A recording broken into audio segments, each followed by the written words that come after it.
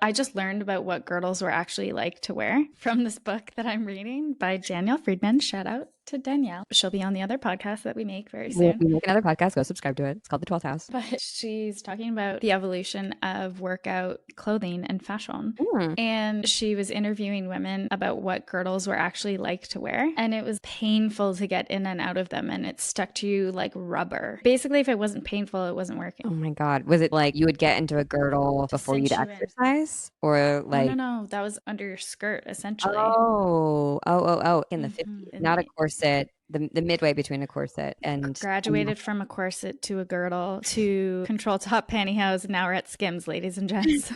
Slow process, but we're trending in the right direction, which is slightly more freedom. Honestly, huge fan of Skims. Some of their stuff isn't as comfortable as I wish it would be, but really? Okay. I mean, I think the world deserves to know because like Skims are boxers. Do you have a pair? I do. Maybe I just got them too small, but I didn't even know this had a name. I was like, of course it has a name. Oh, the Poofa?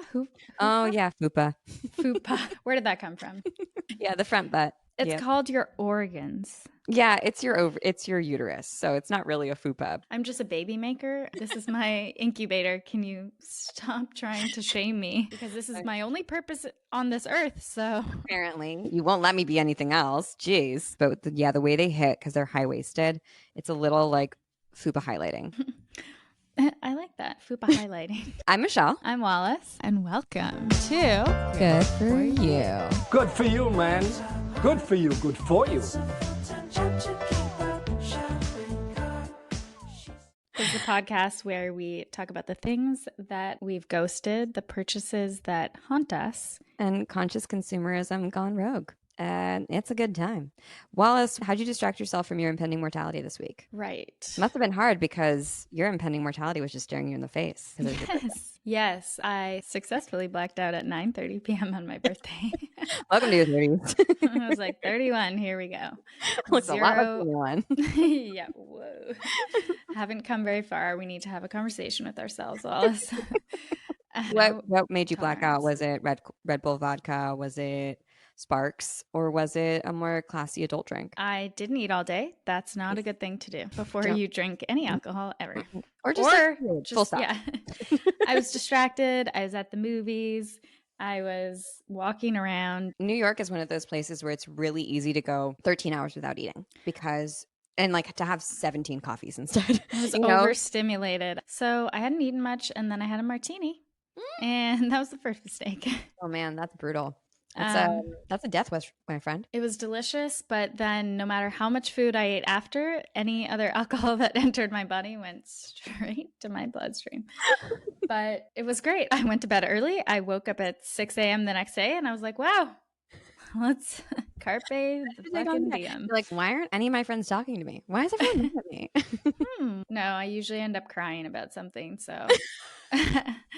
I was FaceTiming with my brother crying. He was like, are you okay? I was like, I'm having such a good time. That was the last thing I remember. But over the weekend, I distracted myself because I was still in New York by going to a show at the Whitney, or many shows at the Whitney. There's a Jasper Johns retrospective on, but you should see the Jennifer Packer show. Okay. She's a New York artist from the Bronx who I'm pretty obsessed with now, and it's called The Eye Is Not Satisfied with Seeing.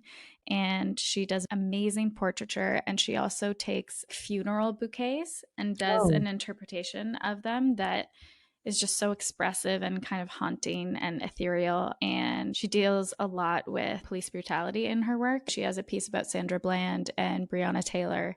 Wow. And they were just so moving. So didn't really distract me from mortality, but definitely had me thinking about it. Well, good art will do that, man. Makes you feel alive. That's why we need it. That's why we need it. And then I was also telling you about this documentary that I watched on the way back. You need to watch it this weekend. This is my dream. Okay, wait. It is your dream documentary. Give a short synopsis. One sentence. The documentary named The Lost Leonardo is about Oh, there's no sex in it. I was about to be like, sex, art, money, drugs. This movie has everything. No drugs. It's all about no sex. No sex. Actually, it's nothing like Euphoria. Sorry. Their eye makeup is boring.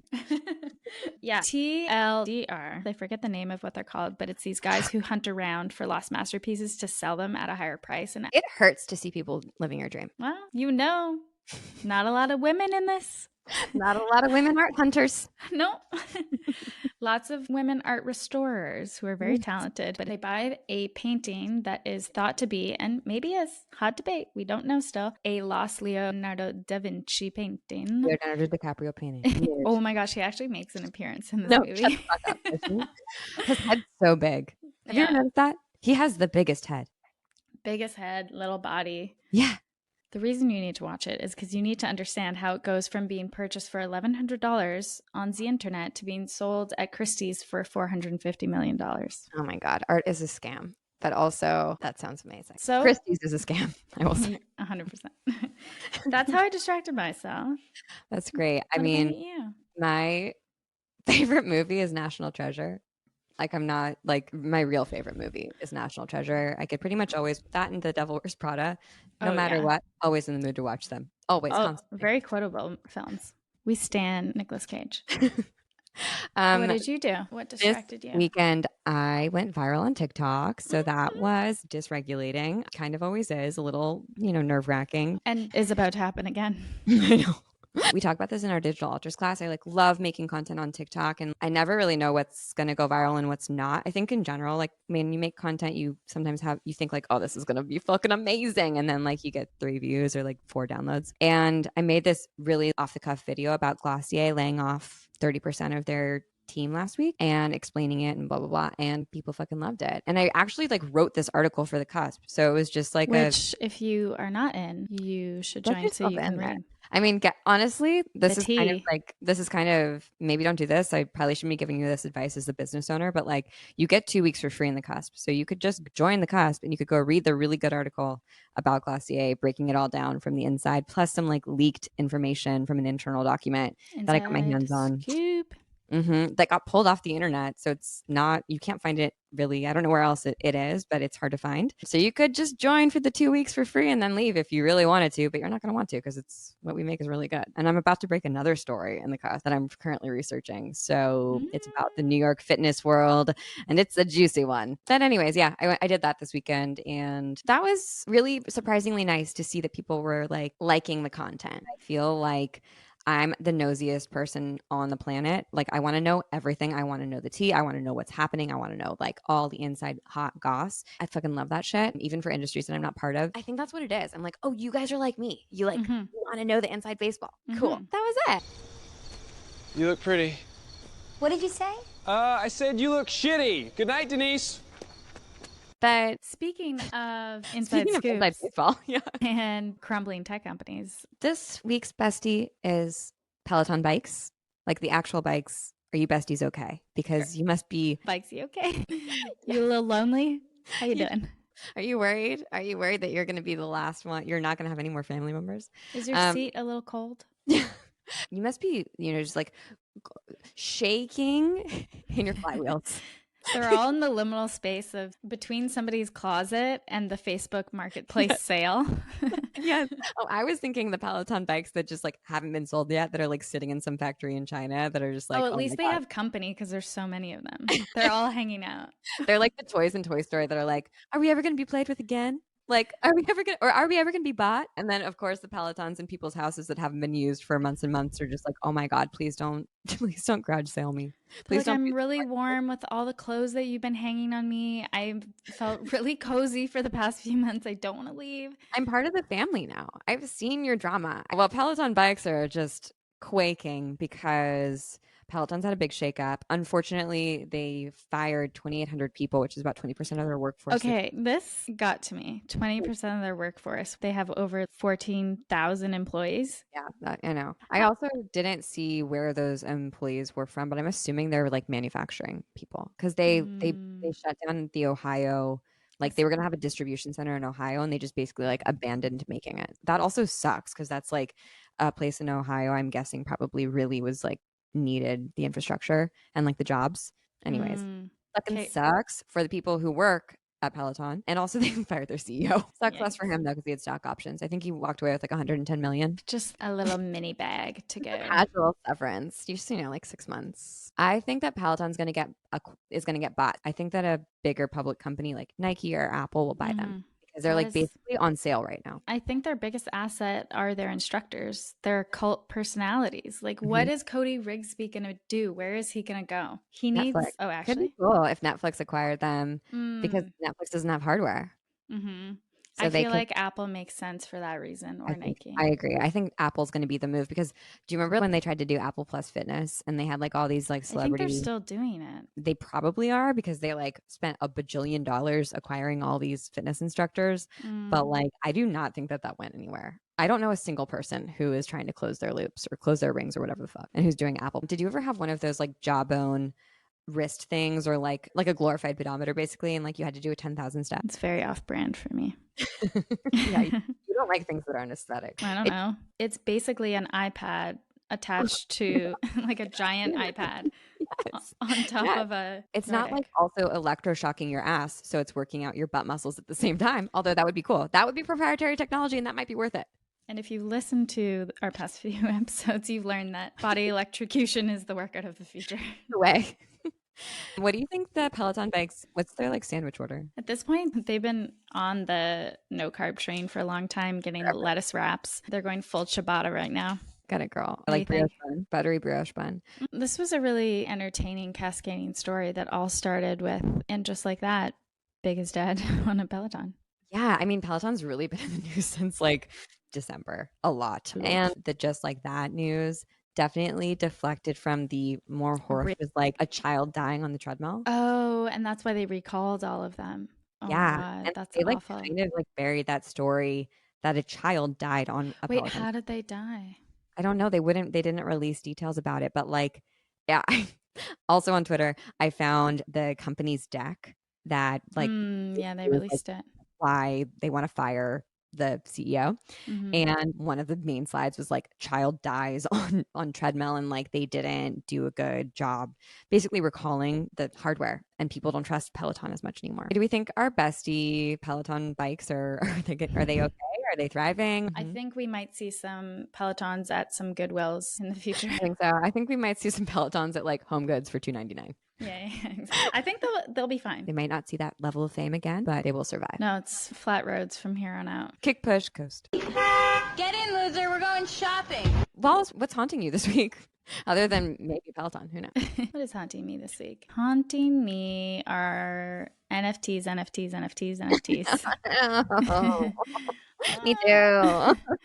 Yes, we are constantly sharing NFTs with each other. I was abundant in NFT gifts this year, which was very lovely for my birthday. Aquarian. Like what a like so typical Aquarius birthday present. Just like a digital piece of art that represents a whole new paradigm. And then people are like, "What? You buy those?" I'm like, "Yeah, I buy them, and people who know me give them to me." It's like they really get me. The girls who get it, you know? Get it? That was one of the reasons I was crying at my birthday. And one of those beautiful gifts is from my friend who gave me a Chroma Theory NFT, which is made by Art Blocks, who makes all of these algorithmically engineered NFT drops with artists. And the Chroma Theory one in particular is really beautiful, and we'll link that so people can check them out. But Art Blocks is doing really cool stuff. I feel like when we say NFTs, people are probably like that stupid pixel art.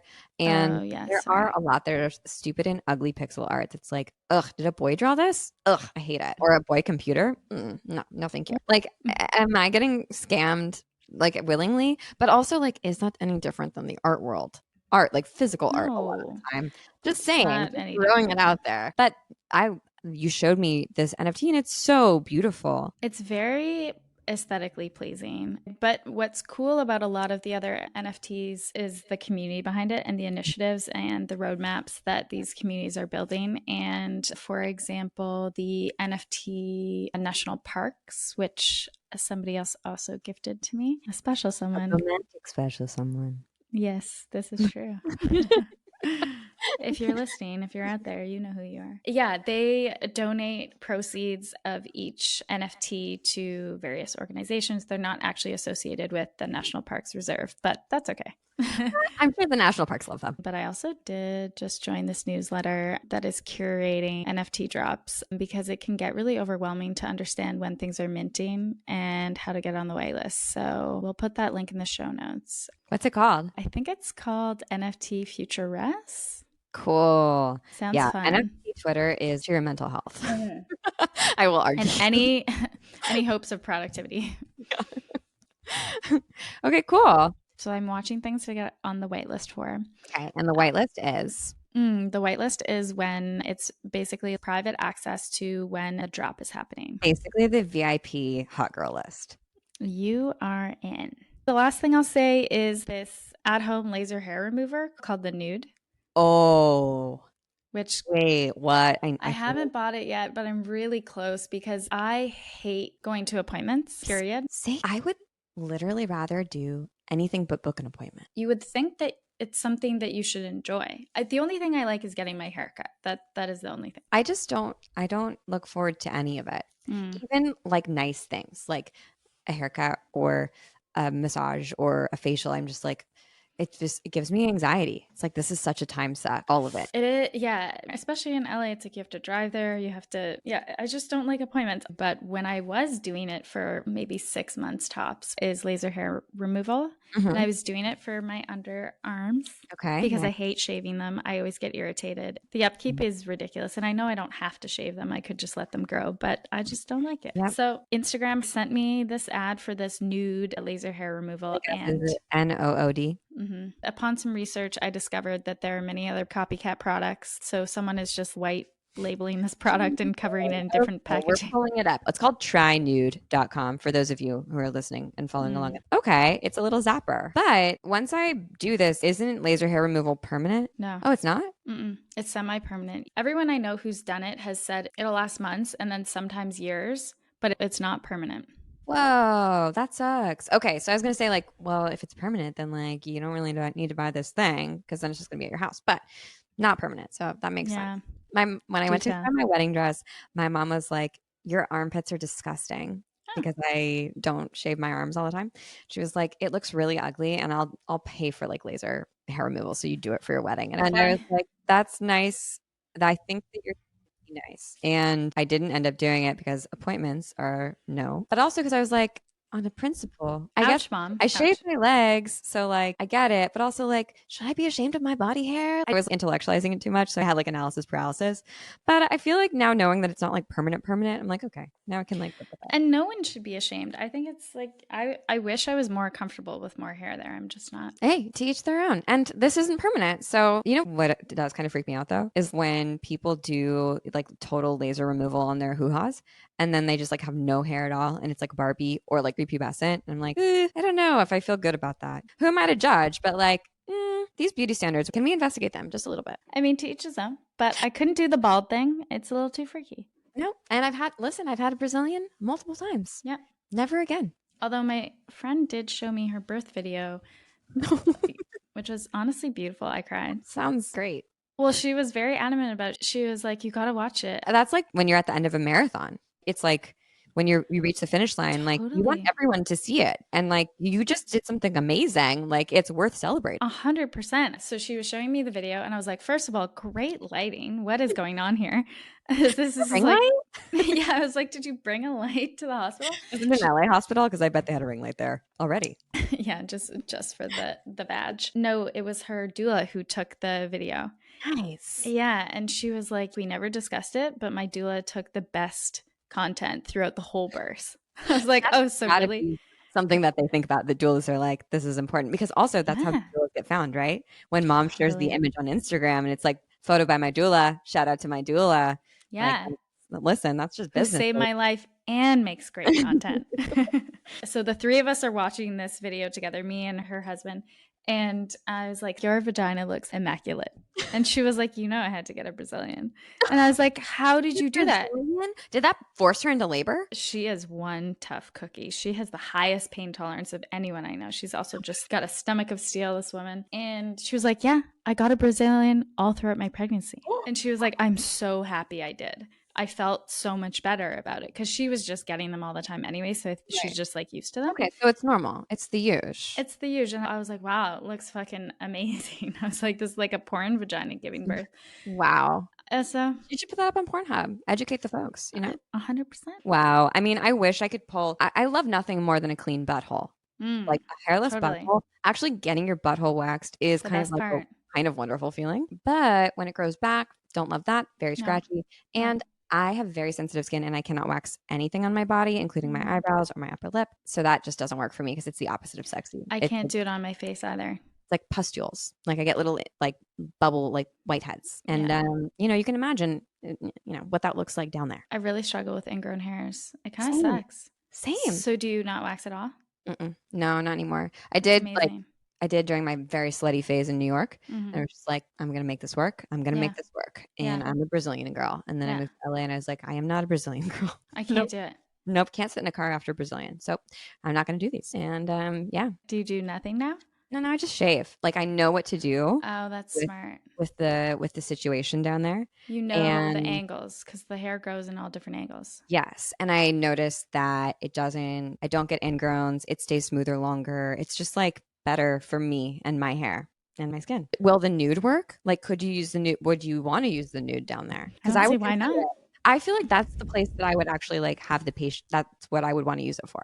Let's see results. Let's go on their results page. Go with a vagina. They're showing legs here mostly, maybe some armpits. I see some arms. Oh no, you know what? The first review I see says, I really wanted this product to work, but it does not. I've been waxing for almost 20 years. My hair is not thick. I've been trying to produce as instructed since I received it, and the results First review. Not noticeable. 1 star. Whoa. Bummer. Ooh, and then another 1 star. Uh-oh. There's 8%. There's 12 reviews with 1 star. No. This is why we do this on air, guys. This is not good. Research. Oh, there's lots of bad reviews. Well, that fucking sucks. That is fucking out of the cart. I'll be going back to appointments when COVID's over. Fuck. All right, what's in your cart? Oh my god, we're still in carts. Okay, my haunted cart. We're lost in carts, seriously. They are really haunting us though. Like these are things that I worry about like a lot. I've also have some NFTs that are haunting me. Right now I'm watching this Girlies NFT project, which is really cute. So it's cute. designed by a 14-year-old digital artist named Valeria, and it donates the proceeds to charities that support girls, and they're just really cute, like little profile pictures. But I don't know. I might go sweep the floor because the price is going down on them. They were really high a while ago and now it's going down. So I might try and like What does get sweep the floor mean for It means the that folks when in on the back? secondary market, when people are sort of like offloading when a bunch of people who own the project, elements of the project that have already been minted, like offload the NFT. And it usually means that like it's very low, like the price is very low. So you're getting a deal basically. The floor is low. Yes. So I'm just watching that. But the other thing that I'm considering is that I've added to cart like a couple times and then wussed out on is the NARS Light Reflecting Foundation. I don't really have a foundation that I love right now for my skin. And I need foundation like from time to time. And I have been seeing really good things about this one. It's like a skincare forward, like almost like serum like foundation, and it has botanicals in it, and it's supposed to be really good, but I can't shade match online. Like I'm pretty sure all these companies now have 30-day or like whatever you can return stuff. I don't know if my skin color is neutral, if it's cool, if it's warm. I feel like they have to have a tech thing where you take a photo and you match it. They do, but what if I'm like in a lot of light? What if I'm in a darker room? Like my skin looks different depending on like where I am, you know? Well, I feel like could go into a store. I know. I was gonna say like this is an easy solution. I just like go into a fucking Sephora, but I would rather eat glass. But I must. If I must, I will, and I will buy all the small things. which is the best thing to do when you go to Sephora. That's a hill I will die on because they put the like little testers in the line. Really gives me like a lot of anxiety because I'm like, I kind of want to shop this aisle, but you're trying to distract me while I'm waiting. But like, I kind of like this. So can you guys get off my jock who are behind me and just like go around me so I can look at this very, very tiny version of mascara and decide if I want it or not? I think part of the issue is that they always feel overstaffed, but you're always underserved. They're mostly annoyed to help you out, except for you'll find that one person who's really into helping you out. There's always so many staff in there who are kind of like, what? Like, what do you want? We don't have it. You feel bullied by the Sephora staff. This is my hack for getting in and out of Sephora very quickly. Headphones. Oh, that's great. No, great idea for life in general. Put on headphones. No one will talk to you. You walk in with a plan. You have one or two products you know that you're looking for. You go in, they usually don't have it. So that's exactly right. I mean, your shade. You're like, I just needed this one thing and you don't have it here. 99% of the time they don't have it. So you walk to the mini section and you go, how else can I spend money in this moment? This is my budget. Yeah. You pick 2 to 3 mini things and then you go back to the front of the store to the girl who greeted you. And you say, hey, any chance you have one of those mobile checkout things? And always the lady at the front of the store has one. And she goes, oh, no problem. I can check you out. And you cut the whole line. Whoa, I didn't even know they had mobile checkout. That actually totally makes sense. The woman at the front always does. That's probably also because people try to steal all the time. And they're just like, you know what? Let me just check you out because I do see that eyeliner in your purse. And I'm just going to take it out there. Let's just charge you. Okay. And I'm not going to arrest you, but you are going to pay me money. There you go. Okay, that's a really good hack, Wallace. So those are the things that are sort of desperately haunting me at this point in time, just trying to decide what flavor of NARS am I? Who knows if these things will make it out of my haunted cart and into my actual cart. Sometimes we don't even know what's haunting us. It's true. You don't really know what's haunting you until you can't get it out of your head. Maybe this nude laser hair thing will be haunting me. Actually, I feel like I am going to go on a deep dive on like a better version of it. Like then now I'm like, okay, I'm into the laser hair thing, but I'm definitely not going to book an appointment. So what is the good version of this? There has to be one. I mean, that is definitely a scam. Thank God you read the reviews. I was just like, yeah, I'm probably going to buy it. You didn't even do the half scroll on the page. You were just like, I wanted it to be true. I'm ready. I really wanted it to be true. They've done studies, 60% of the time it works every time.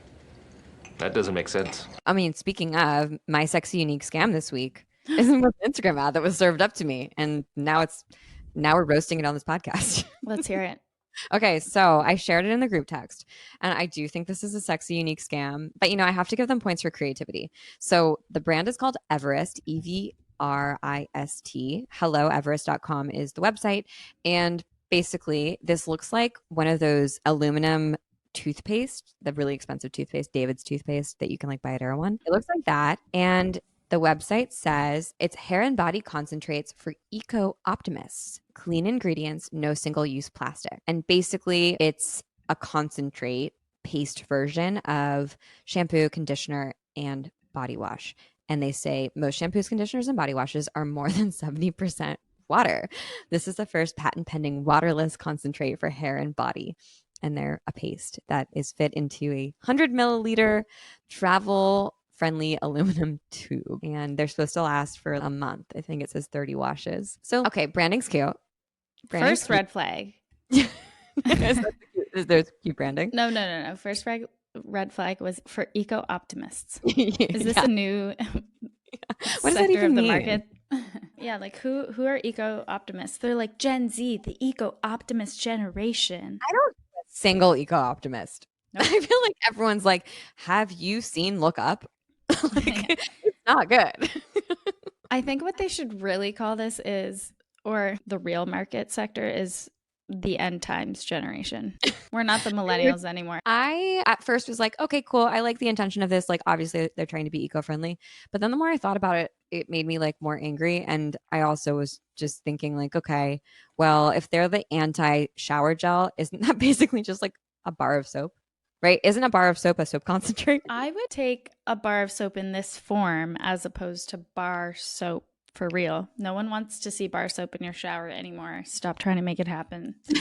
they've done bar soap wrong. All these artisanal people are now making these really cute shapes. And then it just sits in this like really sad little puddle of lukewarm water for weeks on weeks. And you kind of just look at it being like, what am I going to do with this? Like, does it even give you more washes? It doesn't. That is the thing. It gives you like 30 washes. That's like a month, right? I mean, if you shower every day, I feel like that's how long my soap normally lasts. Can't you just like dehydrate some shampoo? Can't you reverse osmosis shampoo? Oh, like, can't you just like put it in the dehydrator? Yeah, exactly.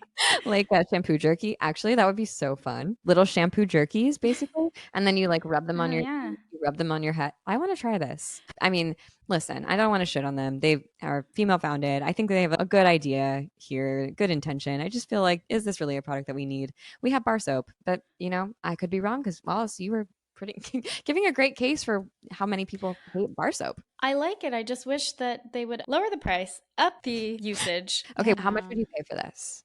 If you were like, okay, I'll try it. $10. Okay, yeah, I'd pay like 12.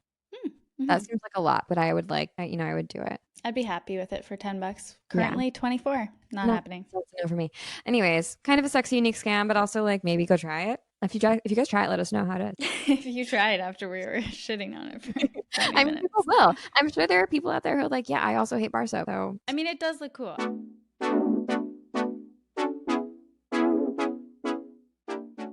okay, that's it. That's the episode. And we also have a reward for one of our lucky listeners. This week, shout out to Kaylani, our winner for our review. You are going to be getting one stainless steel gua sha. Oh my God. Hashtag blessed. Kaylani, send us a DM at GoodForYouPod on Instagram with your address and we'll send that your way. And what are we giving away this week, Wallace? This week, we're going to give away actually a product from this company, Topicals. We love them. Really cool founders. They're known for 2 products. They're known for the Faded Mask, which is supposed to help with hyperpigmentation and scarring. And I tried it. I honestly didn't really give it long enough. I can do with the smell. But a lot of people... Azelaic acid will do that. It stinks. This is what I learned. I also got their like butter mask, which is all about hydration and smells great, feels great. I wear it as a moisturizer going to bed instead of a mask. That's my favorite beauty hack is to wear a deep moisture mask instead of actual moisturizer. It's so good. You wake up feeling like, oh, I don't necessarily think I'm aging 10 years in advance. I'm just dehydrated. So we're going to give away a Like Butter Hydrating Mask by My Topicals. If you leave us a 5-star review, you are automatically entered. That's all you have to do. This is a great mask. And there's a really high likelihood they'll win. Yes. Same. The competition ain't Just stiff. letting you know. We got fans, but it's intimate. And we appreciate the 5 stars on Spotify too. If you could just like go right underneath where you've subscribed and hit that star button, that really helps us get found on Spotify's algorithm. So if you want to help us kick Joe Rogan out of the top spot on Spotify's top playlist, On hobbies. that will do it. That will definitely do it. So thank you for that. We appreciate it. We love you. And don't change. Or do. Have a great summer. See you next week. Later. She's so beautiful to see that. It's a full-time job to